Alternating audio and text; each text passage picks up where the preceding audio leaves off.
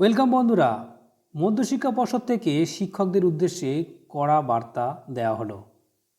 রাজ্যের স্কুলের সময়সূচি নিয়ে নির্দেশিকা দিল প্রাথমিক শিক্ষা পর্ষদ। কখন শুরু হবে স্কুল, কতক্ষণ চলবে ক্লাস, নির্দেশিকা দিল মধ্যশিক্ষা পর্ষদ। এ বিষয়ে বিস্তারিত একাডেমিক যে ক্যালেন্ডার নির্দেশিকা আকারে দিয়ে দিল মধ্যশিক্ষা পর্ষদ।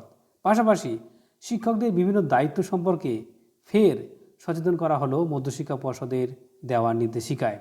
কি বলা হয়েছে সেই নির্দেশিকায়? বলা হয়েছে যে সকাল 10:40 শুরু হবে প্রার্থনা। 10 মিনিট বরাদ্দ রাখা হয়েছে এই প্রার্থনার জন্য। তারপর 10:50 থেকে শুরু হবে ক্লাস। বিকেল 4:30 পর্যন্ত হবে ক্লাস নেওয়া শিক্ষক শিক্ষিকাদের। 10:40 আগে স্কুলে আসতে হবে। 10:50 পর স্কুলে ঢুকলে লেট মার্ক করা হবে। মধ্যশিক্ষা পর্ষদের তরফে জানানো হয়েছে এমনই নির্দেশিকায়।